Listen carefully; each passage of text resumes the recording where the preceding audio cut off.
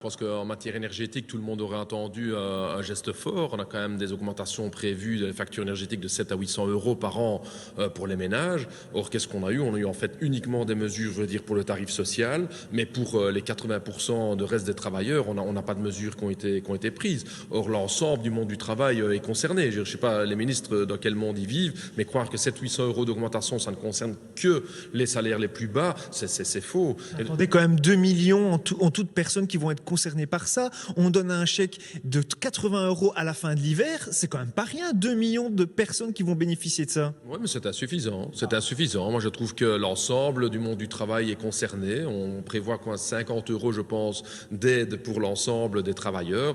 Moi, je suis pas d'accord avec ça. Vous vouliez aider combien de personnes alors vous? Moi, je pense qu'une réduction de la TVA de 21 à 6% pour tout le monde aurait été la meilleure mesure. Je veux dire, moi, je comprends toujours pas comment en Belgique on paye 21% de TVA sur le gaz, l'électricité, alors que c'est de première nécessité. D'accord, mais ça profite même aux plus aisés, ça. Et alors, premièrement, je rappelle quand même que la consommation est beaucoup plus élevée proportionnellement pour les ménages les plus pauvres, parce qu'ils ont des maisons beaucoup moins isolées, etc., etc. Et deuxièmement, si on veut faire payer les plus riches, c'est pas via la TVA. Je veux dire, la TVA, c'est l'impôt le moins redistributif. Si on fait payer les plus riches, et croyez-moi, je suis expert en la matière, une taxe sur les fortunes, un impôt sur les fortunes, ou un rééchelonnement progressif de l'impôt sur les personnes physiques, ça, c'est des mesures qui permettent d'aller toucher les plus hauts salaires.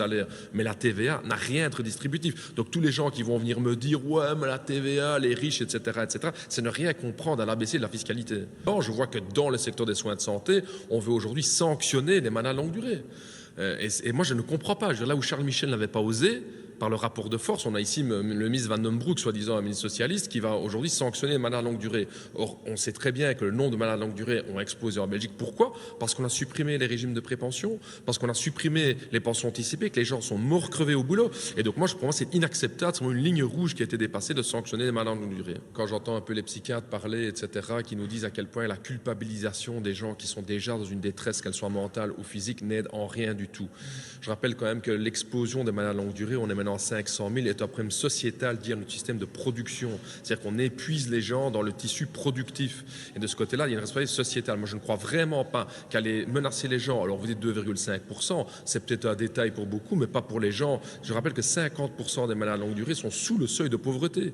Donc, sont déjà en situation de pauvreté. Donc, pour moi, je ne comprends pas qu'un ministre qui se revendique de la gauche puisse menacer avec le bâton des gens, en fait, qui ont besoin d'aide. Et donc, la Cour des comptes a d'ailleurs été dans le même sens. C'est pas que le PTB qui le dit. La Cour des comptes avait déjà indiqué noir sur blanc que la sanction pour les malades à longue durée ne sert à rien du tout.